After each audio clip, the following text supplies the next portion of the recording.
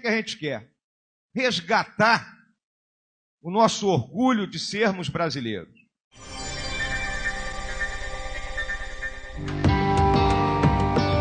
Na noite da última terça-feira, aconteceu em Ipatinga a solenidade de lançamento da candidatura da advogada e perita contábil Alê Silva ao cargo de deputada federal por Minas Gerais.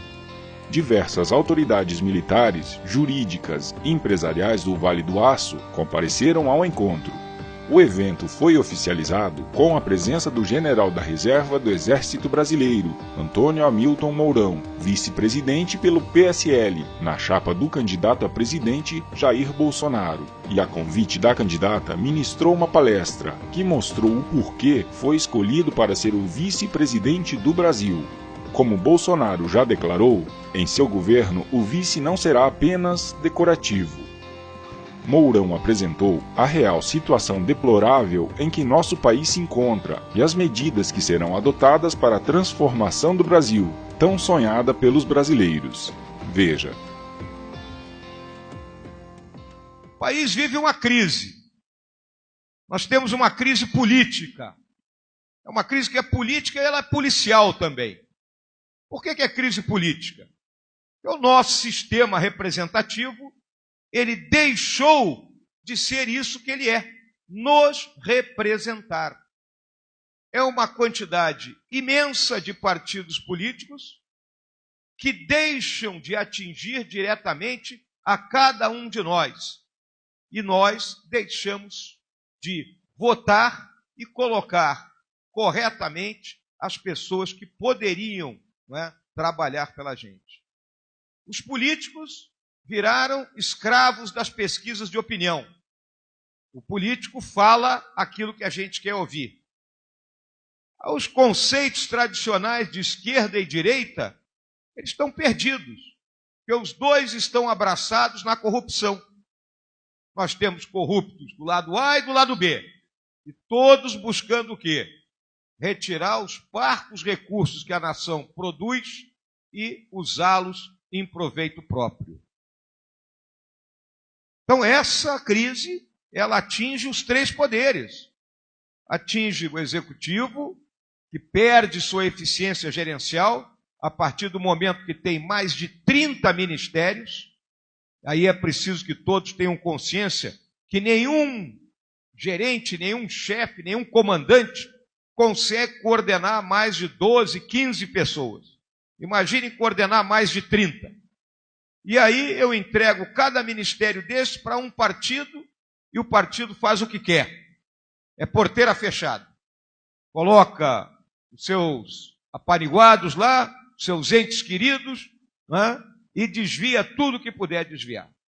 Não sei como é que a gente consegue sobreviver. O legislativo foi comprado pelo executivo com uma única finalidade: se manter no poder. Foi isso que nós vimos ao longo dos mais de 13 anos da permanência do Partido dos Trabalhadores no poder.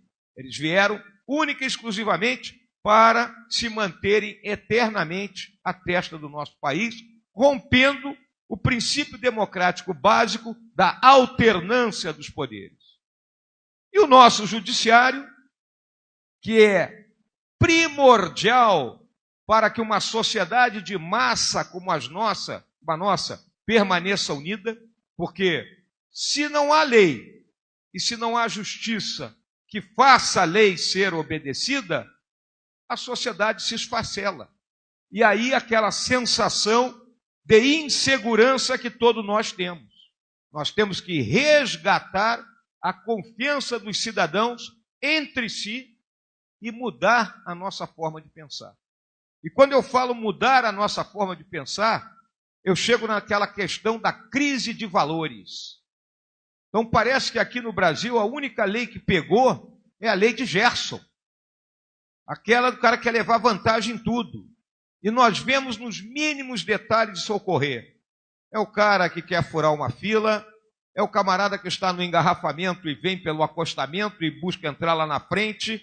Então, sempre tem alguém querendo levar vantagem.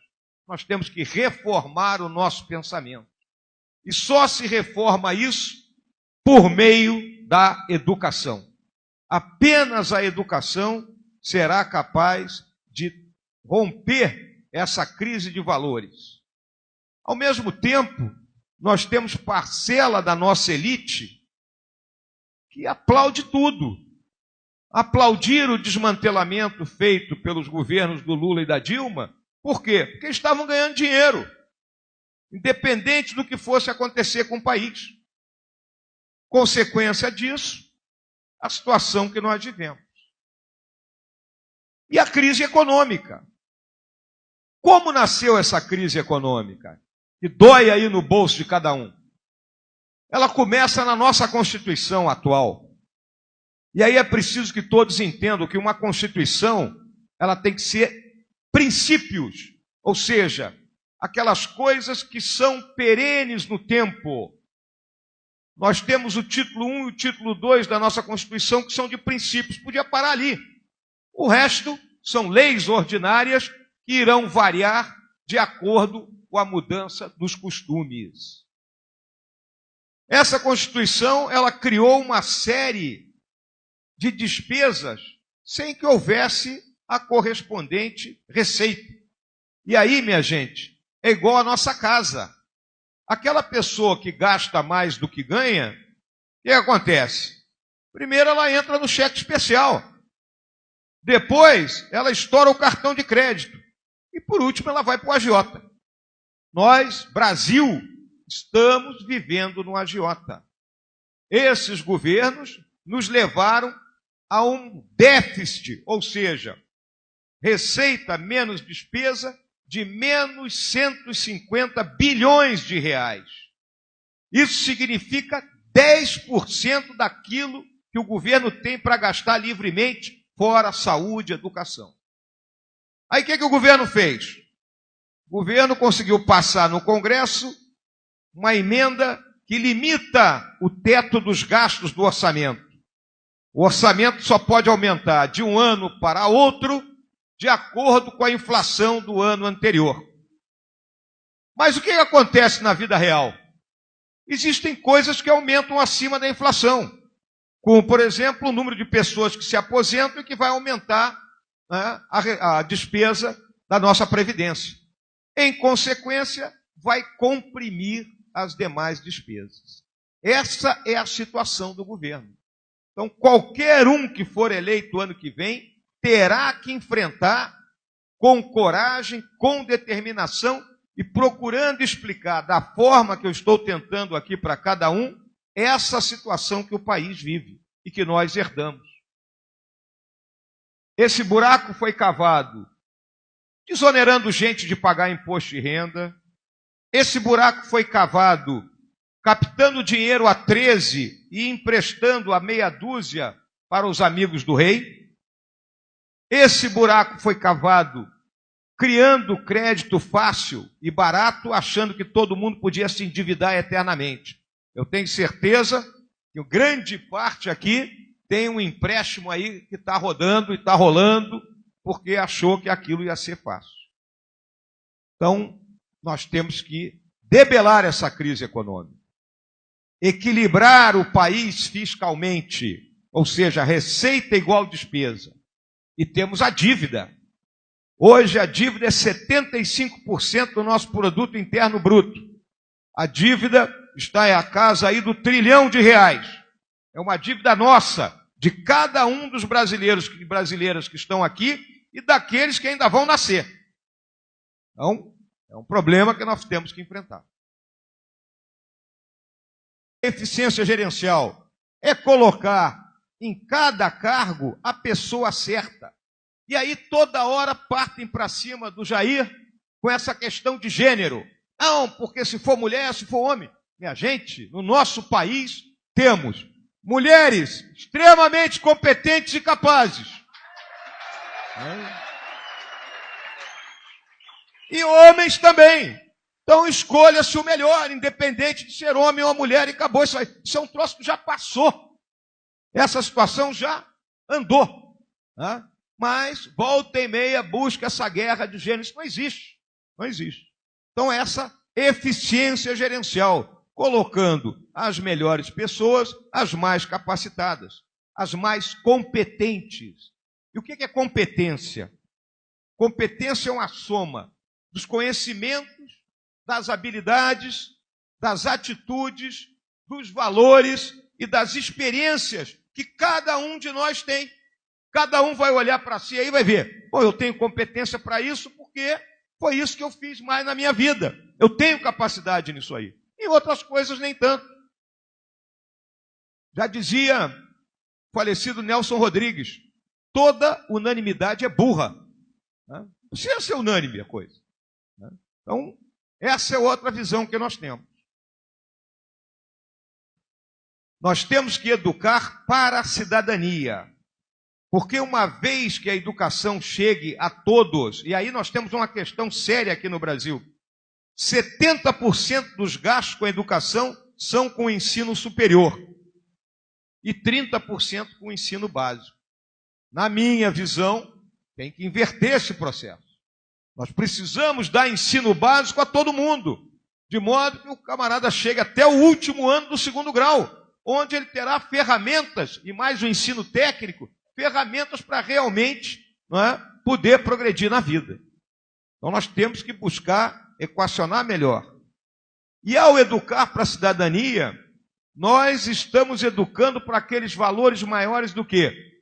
Da democracia. Porque, já disse lá o grande estadista inglês Winston Churchill, não existe sistema melhor do que a democracia. Com todas as imperfeições que elas possam ter. Mas esse é o melhor sistema. E ele está associado exatamente a quê? A liberdade. Precisamos também de uma reforma tributária. Hoje o custo do Brasil é de 37% do produto interno bruto. Tal a quantidade de impostos que nós pagamos. Os Estados Unidos é 19%, o Paraguai é 8%. Como é que nós podemos competir com isso? Então, temos que fazer a reforma tributária. E qual é a... Vamos colocar aqui assim. Nós temos que ganhar mais com menos. O que significa ganhar mais com menos? Se nós diminuirmos os impostos e houver uma abrangência geral de todos pagando, então todos pagando um pouquinho, nós vamos ganhar mais. Esta é a visão. Então, o nosso economista lá, o Paulo Guedes, vem pensando nisso já há algum tempo. Também temos que tratar da reforma da Previdência. Isso é algo que todos nós teremos que encarar. Ressalvadas as peculiaridades de cada profissão. Mas o modelo que nós temos hoje, o modelo que vem da Alemanha, do final do século XIX, o modelo do Bismarck, que aqueles que estão na ativa sustentam aqueles que se aposentaram, esse modelo não vai durar muito. A geração que está aqui, e a qual eu posso até me incluir, nós vamos viver mais. Essa é a realidade. Hoje a pessoa chegar a 80, 90 anos, virou um lado comum. Então nós temos que nos planejar. Nós vamos ter que trocar o motor do avião com ele voando. E partirmos, talvez, para aquele modelo que cada um terá uma conta individual administrada por gente honesta. Se colocar na mão de gente desonesta não adianta. Mas desde o primeiro momento que você começar a trabalhar, você desconta e é como se fosse uma poupança. E você vai até o último dia da tua vida útil. E aí você calcula o que eu vou querer de aposentadoria. Se eu quero mais dinheiro, eu desconto mais. Se eu quero menos, eu desconto menos. É um modelo que poderá ser adotado. Os direitos humanos são para os humanos direitos. Essa questão da segurança, ela não se resolve única e exclusivamente com o combate direto a essas quadrilhas. Essa é uma tarefa. E a polícia não pode ficar sozinha nessa tarefa. O restante dos organismos governamentais tem que atuar, porque essas comunidades mais carentes acabam por se tornar o quê? Fábrica de marginais. Porque lá dentro tem saúde? Não tem. Quem fornece a saúde é o bandido. Lá dentro tem educação, tem escola funcionando? Não tem. E quem permite que alguma coisa ocorra é o bandido. Temos países que produzem droga do nosso lado. Os maiores produtores de droga, de cocaína. E qual é o maior mercado consumidor na proximidade? É o nosso, minha gente. O flagelo do século XXI são as drogas, que atingem precisamente a nossa juventude. E nós temos que batalhar com unhas e dentes em termos de saúde e de educação para proteger os nossos jovens desse ataque que vem aí da Bolívia, que vem da Colômbia, que vem do Peru, que produzem essa cocaína. E que depois, grande parte dela fica aqui no Brasil e outra parte segue para os Estados Unidos e para a Europa, que são os outros mercados consumidores. Temos o nosso vizinho aí, o Paraguai, se arrumando, se organizando. A Argentina ainda com problemas na sua área econômica, problemas sociais. E o pequeno Uruguai, que é um país que é muito nosso amigo, né? E que tem uma proximidade enorme com o Brasil. E aí chegamos no nosso país. Ninguém tem dúvida que nós temos um porte estratégico significativo. 8,5 milhões de quilômetros quadrados, somos o quarto país do mundo em extensão contínua. 7.500 quilômetros de litoral. Litoral que tem peixes, litoral que tem portos, litoral que tem petróleo, ou seja, muita coisa para ser explorada e, ao mesmo tempo, defendida. Temos 16 mil quilômetros de fronteira com 9 países diferentes. E aqui se debate muito essa questão das fronteiras. Não é fácil, minha gente. Observe que o grande vizinho do norte, os Estados Unidos, ele só faz fronteira com 2 países. O Canadá ao norte, não é problema. E o México ao sul. A fronteira com os Estados Unidos no México não chega a 3 mil quilômetros. E eles têm toda aquela dificuldade para controlar aquilo que ocorre naquela região. Então imaginem nós com 16 mil, 9 países diferentes. Então, é uma das coisas que nós temos que enfrentar se queremos ter segurança aqui dentro do nosso país. O que a gente quer? Resgatar o nosso orgulho de sermos brasileiros. Essa nação foi construída desde os seus primórdios, desde que se misturaram aqui portugueses, índios e negros, e que criaram a raça brasileira, que volta e meia buscam nos dividir. Não, nós somos brasileiros. Vai ter aqui o mais louro, o mais moreno, né? O mais indígena, mas todos são brasileiros. E resgatar esse sentimento significa o quê? Termos orgulho do país. E não apenas em tempos de Copa do Mundo, enfeitarmos a rua, nos enrolarmos na bandeira para dizer que somos brasileiros. Não. E esse orgulho ele vai nascer como? Vai nascer do sentimento de que, com trabalho sério, com trabalho duro, com exemplo, nós vamos iniciar o processo de mudança. Não será fácil. E nos primeiros momentos, eu lhes transmito aqui aquilo que é uma das leis da guerra na selva. Todos nós teremos que aprender a suportar o desconforto e a fadiga sem nos queixarmos e sermos moderados em nossas necessidades. Brasil acima de tudo, Deus acima de todos. Muito obrigado. Veja também os outros vídeos do canal e deixe seu comentário. SeuTube. Notícias, humor, diversão, informação. Inscreva-se no canal e deixe seu like se gostou.